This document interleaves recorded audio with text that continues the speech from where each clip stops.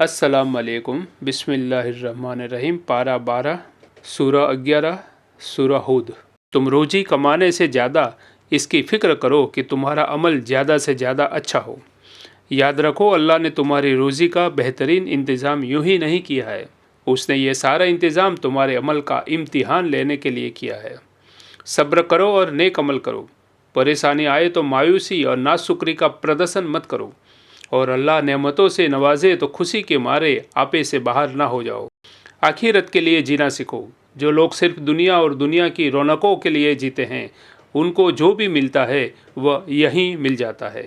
अल्लाह के रसूलों का इतिहास पढ़ो। उनकी बुनियादी दावत यह होती है कि अल्लाह के सिवा किसी की बंदगी मत करो, वरना दर्दनाक अजाब की लपेट में आ जाओगे।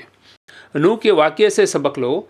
उनके बेटे ने कुफ्र की राह इख्तियार की और इनकार करने वालों का साथ पकड़ा तो रसूल का बेटा होना उसके काम नहीं आया, और वह भी झुठलाने वालों के साथ सैलाब में डूब गया। जिन बातों से लोगों को रोकते हो, उन बातों से खुद भी रुक जाओ। लोगों की इस्लाह के लिए अपनी सारी ऊर्जा निचोड़ दो। तुम्हें कामयाबी जब भी मिलेगी, अल्लाह की तौफीक से मिलेगी। उसी पर भरोसा रखो और उसी से लो लगाओ। अल्लाह तुम्हें तौबा की तौफीक दे तो उसके हुक्म को पूरा करो। सीधे रास्ते पर जमे रहो। अल्लाह के हुदूद का ख्याल रखो। अल्लाह की निगरानी का एहसास रखो और जालिमों की तरफ जरा भी न झुको, वरना उनके साथ तुम भी आग की लपेट में आ जाओगे।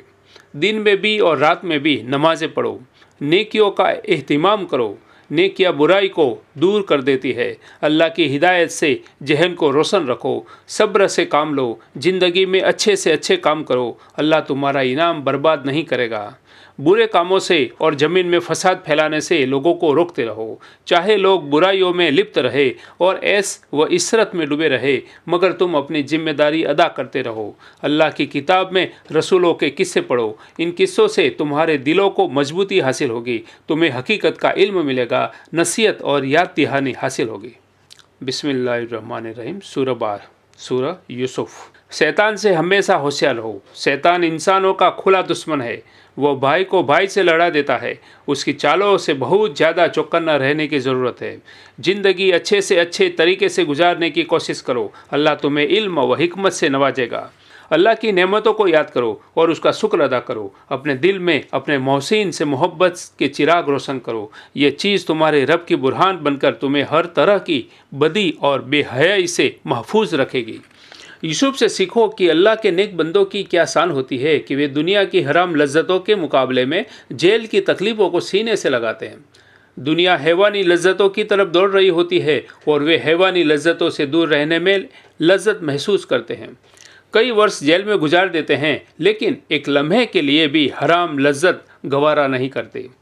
यूसुफ के वाक़ये में एक सबक यह भी है कि गुनाहों से बचने की सारी कोशिशें करो और अल्लाह से मदद भी मांगते रहो।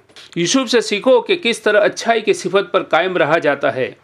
यूसुफ से सीखो कि लोग अल्लाह के दीन की दावत लेकर उठते हैं, वे कभी अपने काम से गाफिल नहीं होते। हालात की सख्तियों में भी वे दीन की शिक्षाएं फैलाते हैं। अल्लाह के साथ शिर्क करना तुम्हें शोभा नहीं देता। अल्लाह ने तुम्हें किसी और की बंदगी के लिए नहीं पैदा किया। ये अल्लाह का बहुत बड़ा फजल है। इस फजल पर उसका जितना शुक्र अदा किया जाए वो कम है, लेकिन इंसान नाशुक्री पर तुला रहता है। वह इस फजल पर अल्लाह का शुक्र अदा करने के बजाय अल्लाह के साथ दूसरों को शरीक ठहराने लगता है।